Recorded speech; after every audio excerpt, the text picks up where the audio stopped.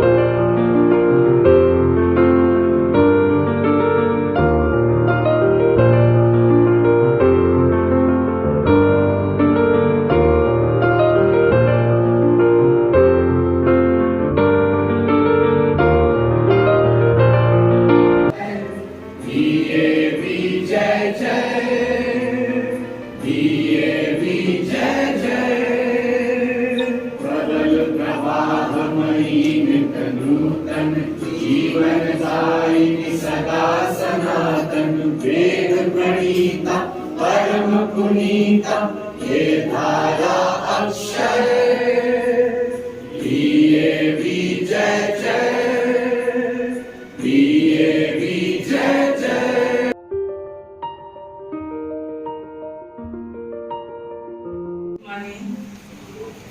Revered Principal Madam, Mrs. Dhanasri Padi of DAV Public School, Berhampur, my dear colleagues and my loving students of Standard 9, it is with the great honor and privilege that I, Ms. Swapna Rani Panigrahi, stand before you to introduce our esteemed resource person for today's seminar on the topic Election Process in India. A luminary in the field of political science, Professor Amiya Kumar Paricha sir.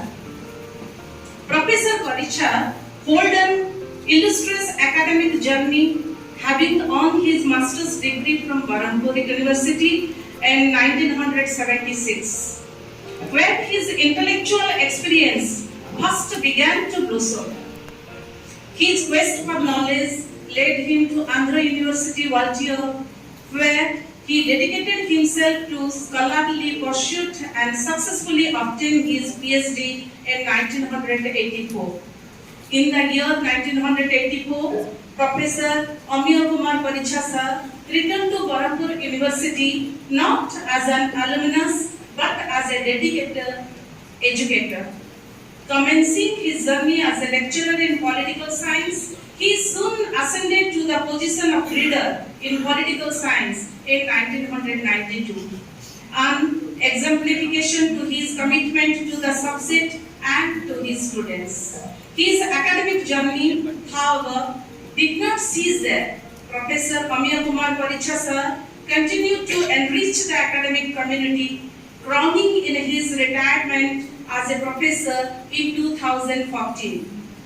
Honored by retirement, he embraced the title of Emeritus Professor from 2015 to 2017, leaving an indelible mark on the landscape of political science. Professor Amiya Kumar Paricha sir, born on 22nd May 1954. Professor Paricha sir exemplifies a life dedicated to academia with his intellectual contribution extending beyond the confines of the traditional education. Today, as a distinguished resource person, Professor Amiya Kumar Paricha brings a wealth of knowledge and experience to guide us through the intricate dynamic of election. Please join me in extending a warm welcome to Professor Paricha sir as we eagerly anticipate the insights he will share during our seminar. Welcome to Professor Amiya Kumar Paricha sir with a big round of applause.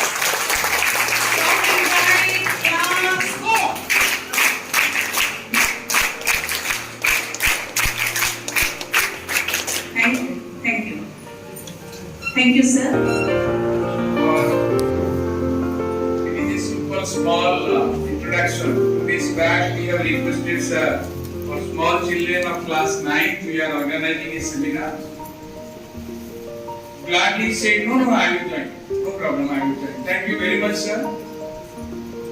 Actually, first of all, his query was who were the audience, age group, or how much minute I have to come. I said, sir, they are the school children of class 9, and we have taken a topic that is election process in India. You have a chapter electoral process. For me, today you are going to listen to a teacher of teachers. Sir happens to be our teachers. Without discussing anything relating to election, what the electoral process is, we might have so many queries. We have requested sir also. After the deliverance, we will have a question and answer session. I hope you might be ready with the questions. Before I request our resource person to enlighten us, I will request our team leader, the captain of our ship, Madam Principal. Madam is saying so many tight schedule is there. I say, Madam, please join us to have our remarks. Ma'am, please.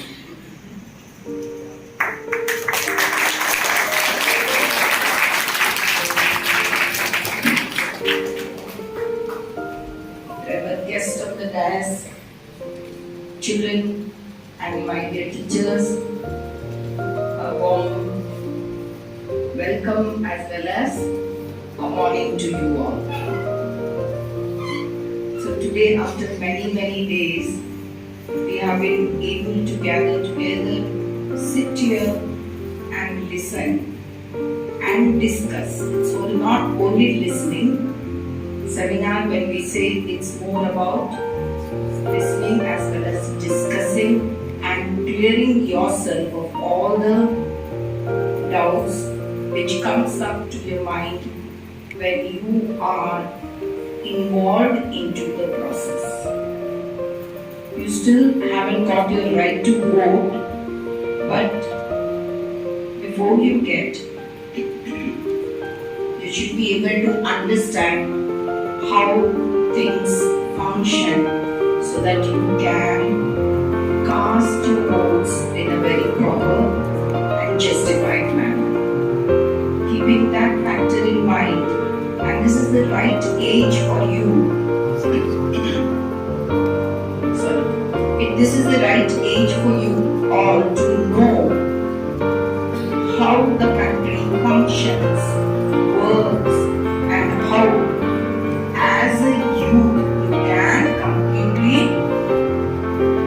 change the society in future. We always say that the youth are the change makers.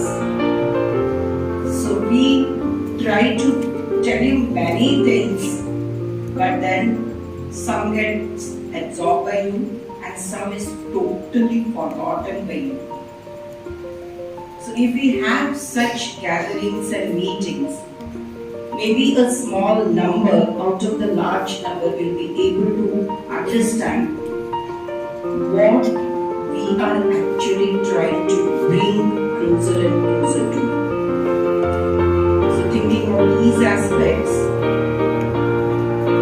we are planning to have seminars connected to different topics and different subjects in the days to come. The beginning has been made with social science. We'll be having connected to other subjects also. So today, let us not waste much time, and once you have the people, the experts in the field, they will be guiding you in a much better way than the wrong stuff that you have within your mind. So with this, I thank the Social Science Department for having taken this initiative and starting the today's program. And we are going to listen carefully, attentively, without disturbing and without having discussions within ourselves. Rather, after the listening is over, if you have any queries, you can immediately note it down and clear your doubts with the concerned resource person. So thank you, children, and I welcome you, sir, once again to our school to enlighten this young youth of today so that they grow up to be stronger individuals in future. Thank you.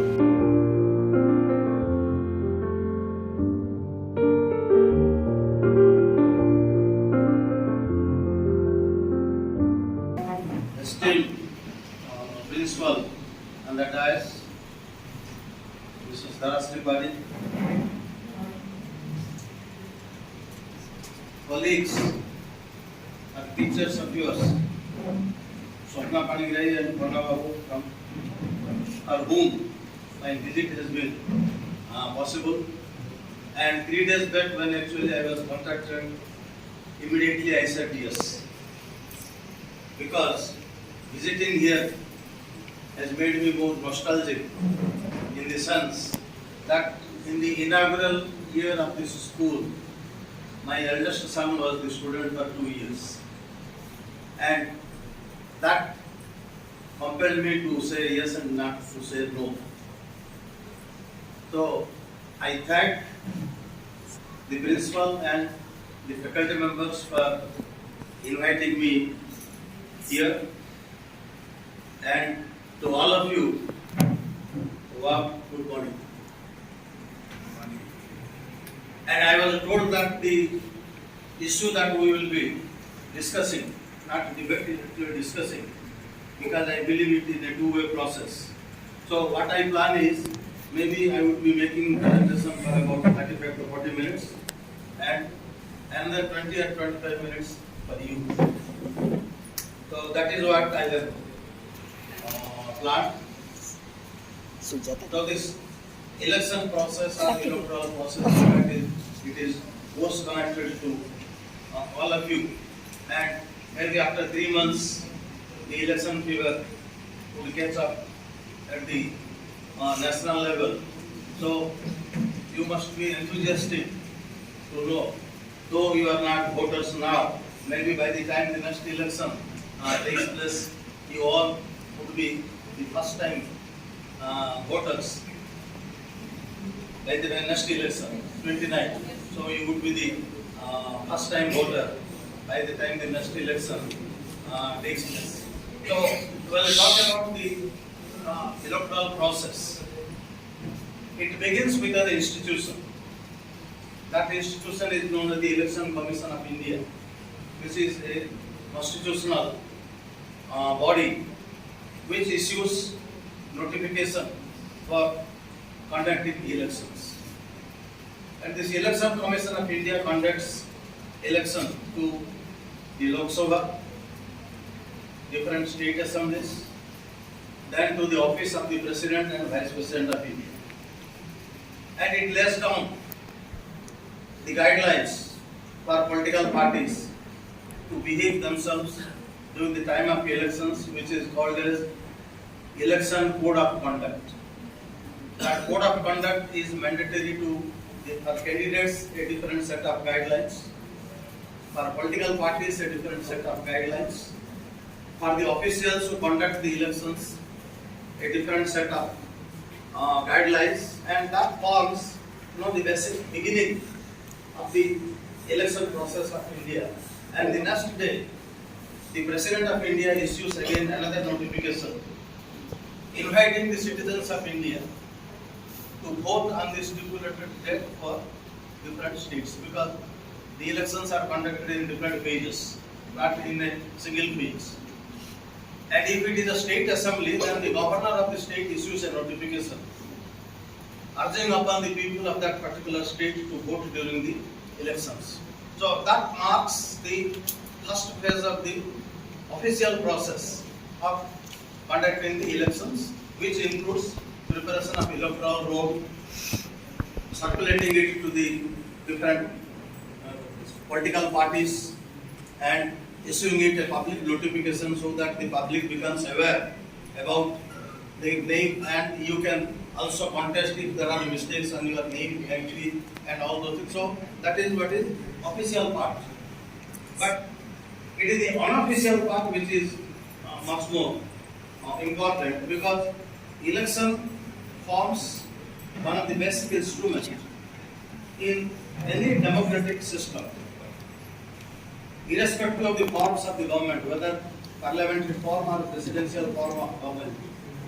Irrespective of the different forms of government, it forms one of the basic instruments in the sense that it provides an opportunity to the voters. It provides an opportunity to the voters to choose the representatives and the political party which will govern, formulate policies, protect the interest of the people for the next 5 years. In some countries it is 4 years, in some countries it is 7 years. Like France, it is 7 years. In America it is 4 years. But in most countries, most parliamentary form of democracy is 5 years. So it is one of the basic occasion which provides an opportunity to the people to select whom they would rule. But if we take into account, because you all must have studied history, because I had studied long back, you have fresh in mind. You are aware about the different revolutionary changes that have taken place and the revolutions that have taken place in establishing and strengthening and giving a new direction to the democratic process. And since you are aware about the revolutions that have brought about significant changes in the political processes of different countries, whether Europe, America, Africa, Latin America, in any part of the world that you take into account, the new world that had ushered in was the result of the revolutionary changes that had taken place. And if you examine thoroughly about the processes of change that the different nations have undergone, you will find that those changes were possible because of a constructive role played by the youth. But one thing you must notice, that those youth were always led by older people. But that apart, but the course of the revolution, if you take into account different phases, because the revolutions in many parts of the world where changes have taken place leading to establishment of the democratic process, you will find that the process has been long, 30 to 40 years, and in case of India it is more than about 60 years. So during the process of change, there are different group of people who have emerged with varied aspirations, which they have a different kind of aspiration. Youth, because they believe in doing something new and something miracle, they believe in a different way. People belonging to a particular religious group, they have a different aspiration. People belonging to different age group, they have a different aspiration. So, because of the varied aspirations of the different groups in democratic processes, keeping them together has been one of the major challenges that all the political parties have faced and now also have been facing. So here the question comes that when we discuss about democracy, challenges to democracy, and how democracy functions and how we can make it more efficient, if that constitutes the basic of the study, then the most important aspect that comes is the role played by political parties. What role political parties have played in the past? What factors have contributed so that the character of the political parties have undergone a change? And today when we look at about the function of political parties, are the people, those who lead the political parties, or the ideology that they profess, we feel very much discouraged to find out that the ability that the political parties they have, the ideology that they profess, that doesn't suit to strengthening democracy. That is what has been an idea that a ordinary citizen like me or maybe all of us have developed. And this is not only about India, but this challenge is being faced by almost all the democratic countries, and very strange that Britain and America, one of the most oldest and established democracies in the world, because Britain, we call it the mother of parliamentary system or mother of democracy, and to United States we refer to as one of the most stable and the strongest democratic process. So when we describe, we say that America, the oldest democracy in the world, and Britain, the mother of our parliamentary form of government or democracy in the world. Even those two established democracies which have hundreds of years of experience, Britain about 700 to 800 years, and America around nearly 300, not exactly, but nearly 300 years.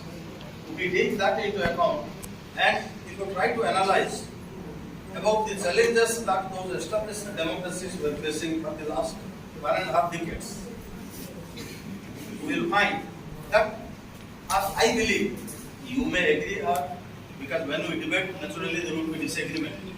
So some of you may not agree to what I say, but what I believe is that this decline of the character of political parties and the aspiration that they are trying to protect. Now almost all over the world, particularly in the democratic countries, common man has started feeling that political parties are gradually distancing from the common man's aspiration. Gradually distancing from the aspiration of the common man. That has been one of the most significant decline that the political parties are experiencing, democratic countries are experiencing, because whenever we say, whether it is irrespective of the form of the government, even in worst form of democracies also there are certain democratic process. Say, if we take out Pakistan, even in Pakistan also election takes place. So, let us forget about the manner in which the elections are conducted, that is a different issue. But what I mean to say is that even to justify dictatorship, you need a democratic process.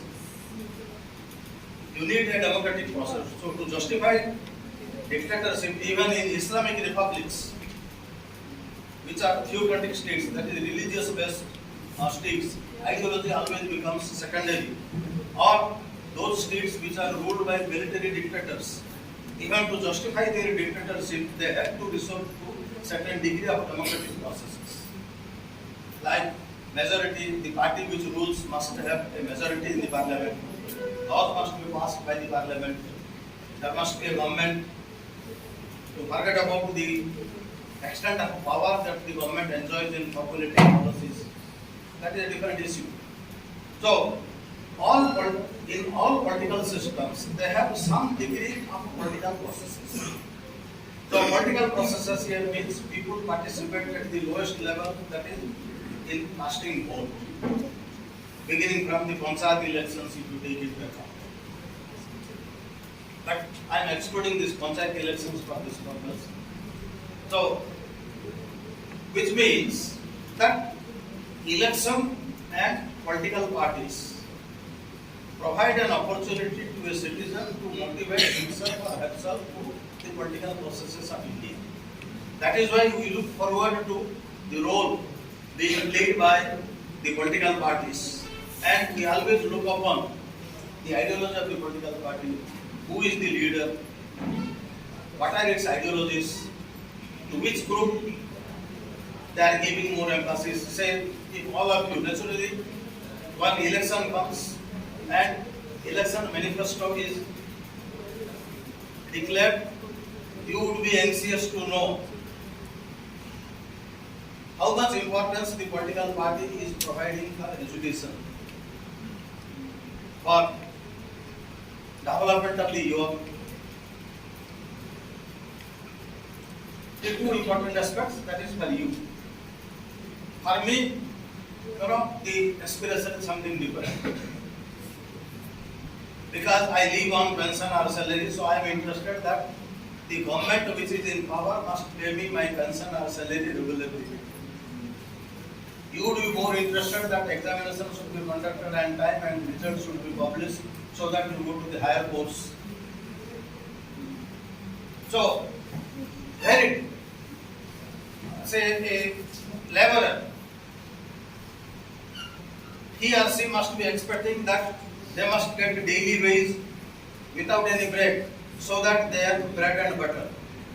For them, who is the government, that is none of their business. They are not bothered about who rules the country or who is the leader or who comes to power. If you ask a laborer, they are not concerned about that. They are not concerned. They know that there is a government and elections are taking place, that's all. Beyond that. And if you go to a temple where you find many beggars, for them the political system has no meaning. For them they have no meaning. They are more concerned about if you go to the temple in the morning and find a beggar and you ask about the system, he or she will laugh at you. They will say that I am more interested whether at government I will get a meal or not. So, what I mean to say is that a society or a political system consists of different groups of the people with varied aspirations, varied requirements, and the political party which tries to take the lead has a great challenge to bring together all the people into one group and project them as a group in general. That is what we call it in the government. So this is one aspect. Then we say that, say, if we take about India, we say that India is a republic. Republic of India. If you any one of you who have a passport, you will find the Republic of India. Republic of India. So republic means that it is a form of a government where the people have the freedom, the opportunity to choose their representatives who will form a government for the next 5 years. That is the simple meaning of, I am talking only the meaning, I am not giving you a definition, you can read in books. So, republic and democracy means that a citizen has an autonomy, a freedom of choice to make who is going to rule the nation and formulate policies for the next 5 years or 4 years or whatever it is for a particular stipulated period.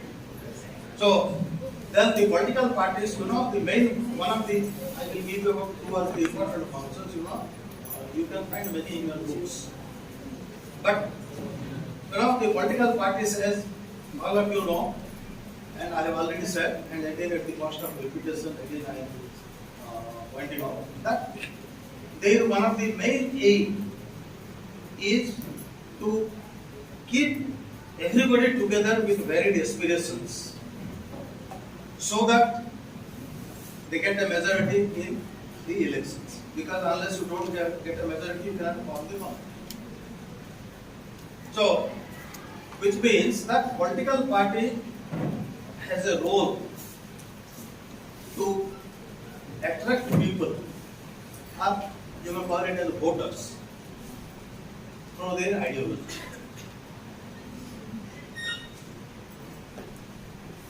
And if we take into account, say, election statistics, roughly, I am not pointing out exactly, but roughly around 49.8% of the voters are women.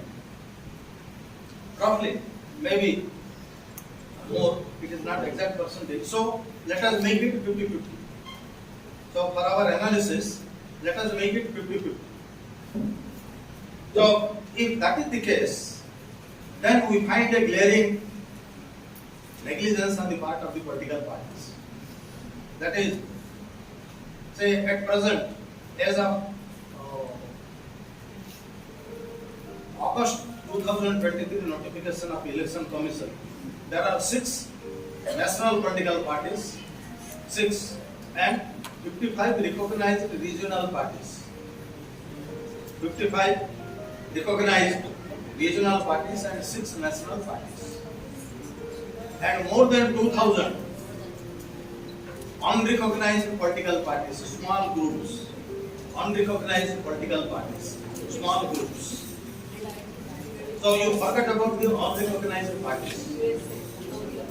Let us take the 6 national parties and the regional party in our state, BJD. Regional party in our state. I am not going to other states. So if you take these parties and if you try to search the manifesto during the elections, you will never find that those parties giving priority in protecting the interest of the women. Women as a group continues to be neglected, not only by the political parties, but even in India, the social process is such. It has a great impact on the social process also. It has a great impact because we live in middle-sized town, our attitude is different. But normally we say that India lives in villages, and around 80 to 85% of the population are in villages. So in village, I have also come from a village, a small village where my father worked long back. So in villages, the social system, I am talking about the social system, which has a greater impact in motivating the attitude of a particular person, maybe boy or a girl. So the attitude is that women in villages, the social system is that the girl or a woman has a little role in the process. Little role in the process.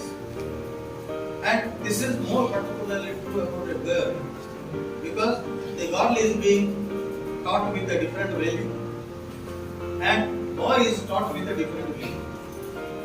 And when the girl grows up, she has in her mind the socialization that she had undergone during her childhood. And that influences the girl in her outward behavior like political process or when she is inducted into the public recruitment system. That socialization process remains the same. That is one of the most important aspects that we should not forget. Whatever I am talking about, it may be not liked by many of you, but I am talking about the social process. It is the socialization process, the training that we receive, because it is always said that charity begins at home. So whatever we have learned in our childhood, or whatever I have learned in my childhood, that impacts me to a great extent in my behavior all through my life, and I also try to pass it on to my children. They pass on the same value to their children. So it is what is called as a never-ending process. Never-ending process, never ends. So because of this socialization process that prevails in rural areas, I don't call it as villages, but rural areas, where the value system has changed very little. There is very little change, though they have been exposed to many new ideas, but the value system has not changed much. So it is because of the unchanged value system that prevails in rural India, that molds, that shapes the attitude, behavior of a person when he or she grows up. And it is because of this, the political parties find it very difficult to reach to them and try to mold their behavior in tune with the changed democratic processes where that person finds it very difficult. And today, you will be surprised to know that I don't know whether you have analyzed it or not, that I am not sure. But if you go home and when you find time, you try to analyze, you will find that we have a long years of experience of democratic process. But the long years of experience of democratic process, I would say that certain amount of negativity has entered into this process to such an extent that you are not voters, but the teachers and me, all of us are voters. So, all of us, we are considered to be what is called as literate. And in India, the percentage-wise, higher education, I am talking about higher education, not the elementary and higher education, the percentage of population having exposed to higher education, whether it is technical or ordinary professional education, only 9%. Only 9%. I am talking about higher education, not totally literate. I am talking about the percentage of the population, those who have reached the higher education level. That is roughly around 9 to 10%. 9 to 10%. And if we add it to, say, high school, so it would come to around roughly 20%. Not more than that. Not more than that. But the irony of democracy, not only in India, but in all major democracies, is that those who understand democracy like all of us, and those who are more concerned about protecting democracy, our vote has no value. The party we cast vote, that party never comes to power. Those who do not understand democracy, those who are not bothered about how the system runs, their vote counts much. Their vote counts much. When you go back home, you try to analyze and if you discuss also with your parents also will provide you some inputs to you for your better understanding. So that has been one of the most irony of a democratic political system. And that is why for about last 1.5 years, there is a debate in European countries. That non-voting percentage is gradually increasing. Non-voters. Say in India, I will give you an example. In India, maybe in Manipur, Nagaland, the percentage of voting will be around 90%. Or Tripura, or maybe Kerala, or Punjab or Haryana, the voting percentage may be around 85 to 90%. But if you take average voter, national vote, average, it is not more than 60%. Not more than 60%. So which means 40% of the voters do not vote. 40% of the people do not vote. And out of the 60% voters who vote in the election, any party that gets roughly 30 to 31% gets around 400 seats in the parliament. Take BJP. It has got around 33 to 34% of votes, but around 380 seats in the parliament. So which means that the party which had majority in terms of numbers, majority in terms of numbers has only 30% popular vote, 70% people do not support the party. To take mathematical, I am talking about mathematical calculation. And democracy says majority. Democracy says majority. And this has been a challenge to all the democracies. And in Europe, more particularly, they are more concerned about gradual increase of non-voters percentage. And a debate has started in Europe for the last about 1.5 years to reduce the voting age from 18 to 16. To reduce the voting age from 18 to 16, so that more young and new voters with revolutionary ideas would come up and provide a new dimension to the democratic process. So the debate is still on. So my purpose of another 5 minutes I will take, then I will end. So my purpose of presenting this particular aspect is that if democracy is to be brought to the rails, if democracy should be what the way we want, then we have to inculcate new blood into the process, and that new blood is all of you. You may not be voters, but in terms of government policy, you come under the yoke category. And you must have come across these statistics. Say, it has been estimated that by 2030, the youth population in India would be around 54%. Youth in the sense between 15 to 30 age group. Between 15 to 30 age group, the percentage of the population will be around 52 to 53%.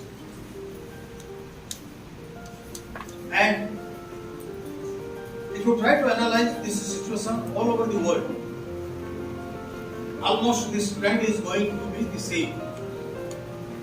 But since we live in India, we are more concerned about India. And I will only talk about Indian youth. So if you take into account the aspirations of the youth, say you have all studied about India's freedom movement. You all know that it was the youth who played a significant role in giving a new dimension to the India's freedom movement. And today also we need similar kind of participation of youth in giving a new direction to the democratic process.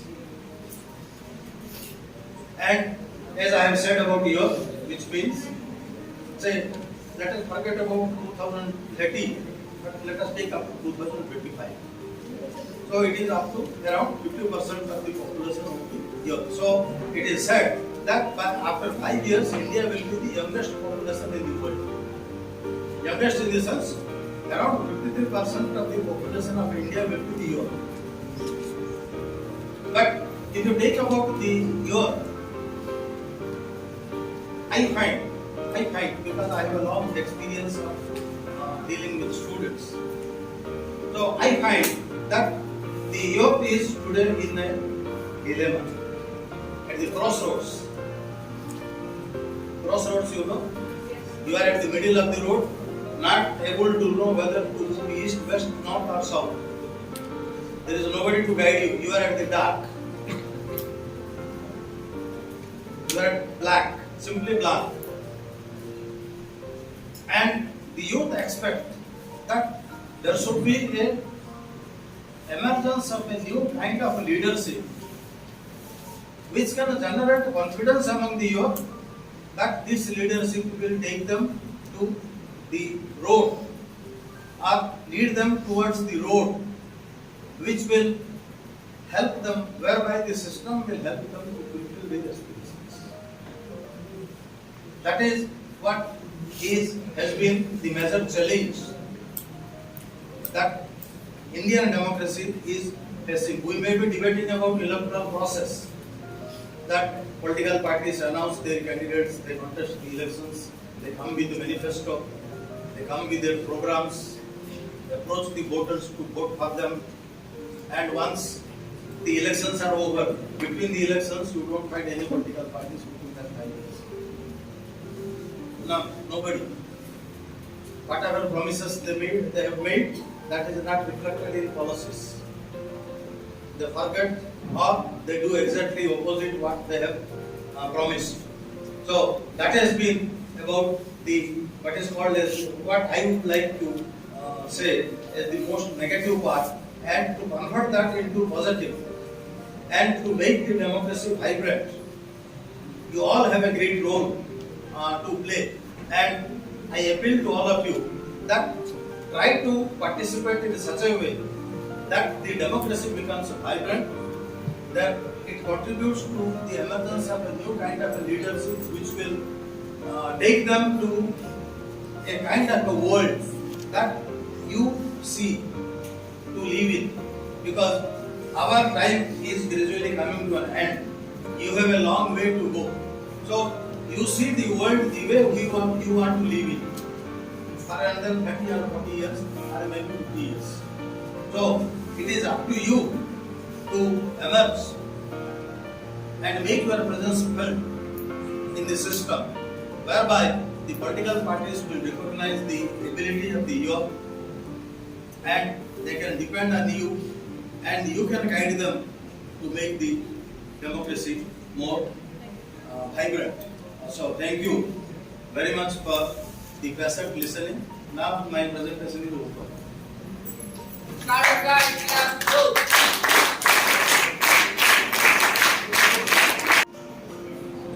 You have read the chapter Democratic Politics. Electoral politics. Yes, after Democratic Politics textbook, a special chapter was there, Electoral Politics, where you have started with the topic why election, right? Different types of election, regarding free and fair election, types of election, electoral process you have studied. Any question, election commissions are started, is made and talk with that. You have your liberty to ask any questions pertaining to any topic. Harry, they raise their hand. Yes. One by one, you hand over the mic. They will ask the question. So my question is there any funding for the political parties by the government before contesting the election? Will you please repeat it again? Sir, is there any funding for the political parties by the government before contesting the election? So, in India, we don't have a provision of government funding to the political parties, but there are provisions, government provisions, whereby anybody can contribute to the political parties. Even I can pay, say, 10 rupees to a political party, but mostly the political parties depend on the financial funding from corporate houses, mostly from corporate houses in the form of electoral bond. And in India, the problem is, so suppose I am a big businessman. Suppose I donate, say, 1,000 crores to the political party. So the source of that 1,000 crores, the political party is not bound to disclose. There is no provision to compel the party to disclose who has contributed that amount. That is why, about 3 months back, when the funding position of different political parties was made out by the government, BJP had around, I am talking about the account in the party headquarters. BJP has around 25,000 crores, official 25,000 crores. So, the party was in power for 9 years, and in 9 years, it could collect 25,000 crores officially. Unofficially, you forget about the statistics, it is very difficult. Are those corporate houses known as pressure groups? Are they pressure groups? Yes, sir.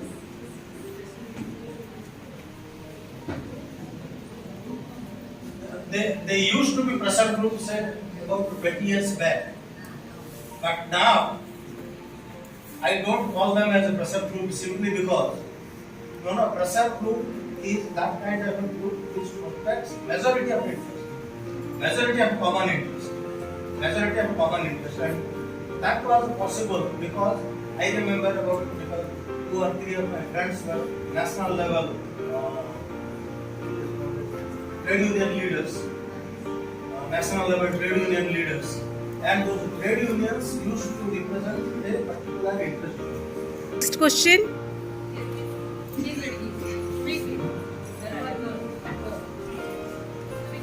Yes, please. Sir, I have doubt. Sir, if Europe, in Europe, Yes. if I have a doubt, in Europe the age limit has the voter age limit has been decreased from 18 to 16. As the voter are called as adults. I have said that there is a debate. I have never said that the voter age has been reduced. I have said that there is a debate now going on for the last 1.5 years in all the European countries. Because, Britain, one of the most conservative country among all the European countries, most conservative among all the European countries. I have many friends in Britain, even some of my friends here, they have become permanent citizens there in America and other places, Italy and many European countries. They used to say that Britain, even you must have studied that the British culture, political culture is purely traditional in culture. They are not in favor of an revolutionary and immediate change. Debate is going on among European countries, but it is not progressing because Britain is opposing. It can be won over by political parties for their personal political motive. That one of the arguments. I don't say that will take place, but one of the arguments among some of the political parties in Europe is that it is very difficult to judge and motivate the adults because 16 is adolescent, you can say. And they say that is not the right age for the voter to determine national issues. That is the debate. But the debate has started, and I believe that the vote age should be reduced to 16 because the way you are exposed to new ideas. And it is simple because when we were students, we used to go to the school, then play at the playground with the dust on our legs and wash the dust in the evening and read. That's all. That was our routine. But now you are exposed to many new ideas which we have never experienced. So I am always for a positive change because the young which today are exposed to the manner in which they have been influenced. Sir, in past times, ballot system of voting was adapted, but currently EVM is being used. So, how far is it safe, and how can we know if our vote is being placed for the representative that we choose? So you are questioning the efficiency of EVM. Yes, sir. That is a debatable question actually, because not only in India, but there have been complaints also in America. Trump, in the last election, he said that I am not prepared to accept the result because of, he said that in certain part of United States, in some parts, the EVMs have been tampered. So, you see, there is always a challenge to the policymakers. Always. At any time when you try to introduce certain scientific mechanism or new technology, because the mechanism and technology is such, it can be manipulated the way you want. If you use it for positive, it is good, but there is always a chance, there is always a room for manipulation and always a debatable. But even then, when we used to vote when I was a student, first time voter, at the age of 21 or up to I became a senior lecturer, there used to be traditional pattern. The electoral ballot paper used to be torn out. You go to the booth, put the seal, hold it and put it inside. And there also used to be booth capturing in many parts of the country, where genuine voters should not be allowed to enter into the polling booth. Criminals should take over the booth, forcibly cast the vote. I have seen many, because my friends in Bihar, they used to tell that the genuine voters normally they, because So first of all, a warm good morning to you. So you talked about the polling booths. So I want to ask you that can the political parties control the polling booths? political parties Control the polling booths. very much. They control the polling booth because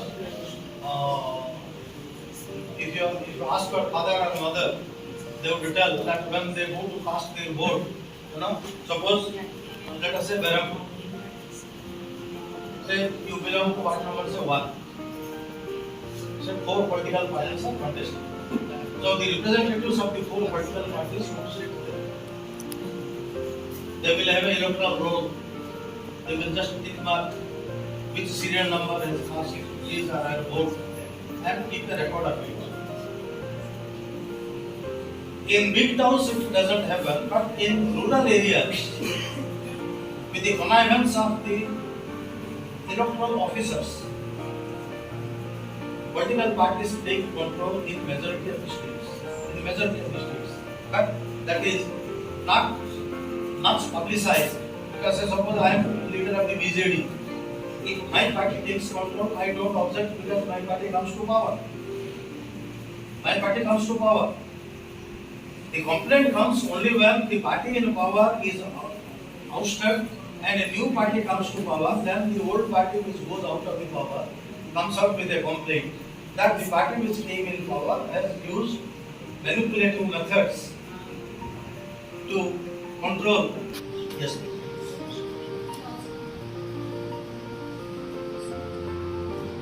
So, first of all, it's an honor to hear your teaching. My question is, why should elections be held regularly?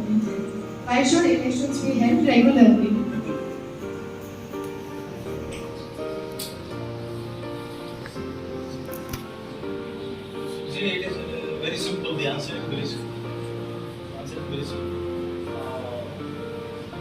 Democracy means that it gives an opportunity to the people to choose their own government.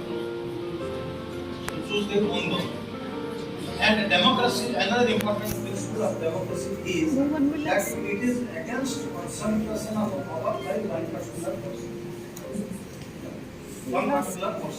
So, voting is an instrument whereby it gives a voter, all the voters, an opportunity to choose their own government. And so suppose all of us, let us say all of us are voters. We have chosen a government. So we have chosen that government with a particular objective that, say suppose the party said that 1, 2, 3 we will fulfill, these are our objectives, so please vote us. And we believed them and we cast our vote. That party came to power. And when we find that the promises that the party had made, the party is not able to fulfill the government, which means we become unhappy on the functioning of the government. So when you are unhappy in the next election, the election gives you an instrument to change the government. That is number one. Then democracy is opposed to dictatorship. Dictatorship means uncontrolled power you enjoy. Once you come to power, you try to remain in power. And if it is a democratic process, you try to change the democratic process in such a way that... No, you sit down. Let them give a chance. Yes. Ask your question. Ah. Is there any fixed tenure for election? Yes, please. Can you be louder? Is there any fixed tenure for election commissioner? Is there any fixed tenure for election commissioner? Or Election commission or chief election commissioner? chief election? Chief election commissioner. See the Article 324, because I have not read it because these are all in books. Because if I wanted to repeat, say 324, 327, 328, or 329, that would take time. That's why I deliberately avoided in repeating those questions because those you find in your books. But Article 324, which deals with the appointment of the election commissioner, chief election commissioner, and today other two election commissioners, it says that the tenure is for 6 years or 65 years, whichever is earlier. That is what the tenure says, Article 324, which deals with the appointment of the election commission. Say from 1950 to 1989, there was only one person who used to be chief election commissioner. And the 61st amendment, which was introduced, which reduced voting age from 21 to 18 in India in 1989, that also made certain changes in the constitution of the electoral election commission. And apart from the chief election commissioner, two other commissioners were appointed. And that was discontinued again in 1993. And from 1993 again the laws were amended. And today we have chief election commissioner and two election commissioners whose tenure is for 6 years. But before completing 6 years, they attain the age of 65. That would be the bar. So they would enjoy. Thank you very much for your active participation and patient listening. Thank you very much. Thank you very much,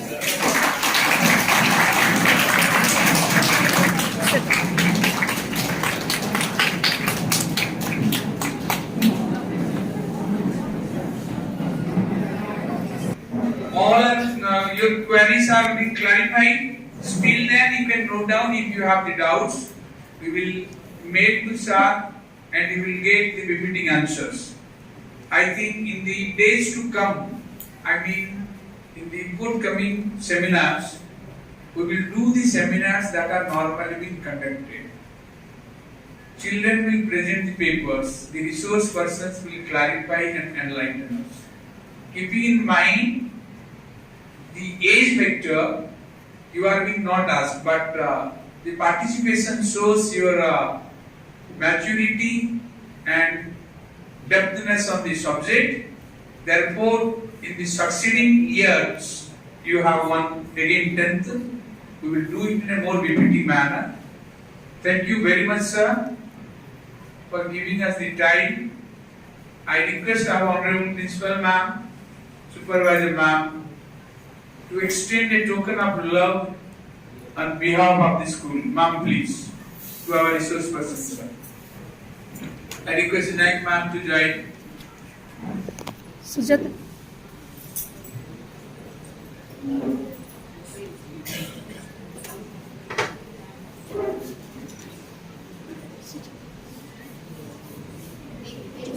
Oh, see you later.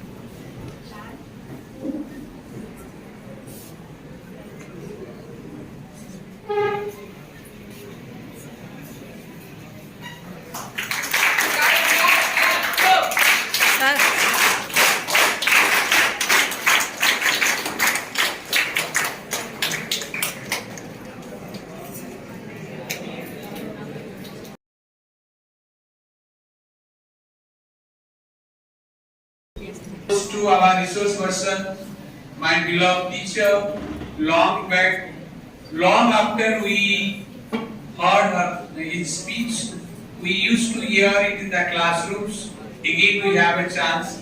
Thank you very much, sir, for accepting our request. All of a sudden, we have reached, but you made us happy when you said, yes, I will come.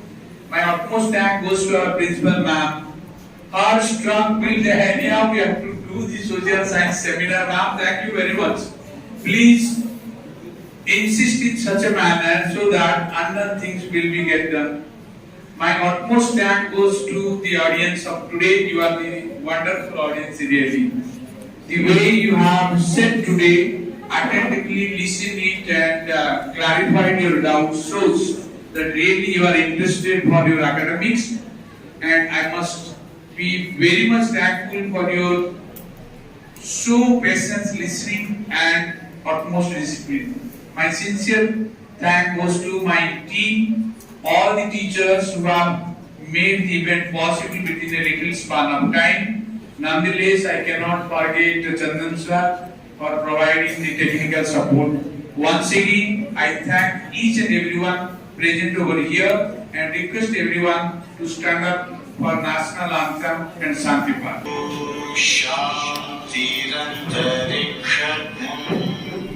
Shanti Prithvi, Shanti Rapa, Shanti Roshadhaya, Shanti Vanaspataya, Shanti Vishve Deva, Shanti Brahma, Shanti Sarvabhum Shanti, Shanti Reva Shanti, Sama Shanti Reva.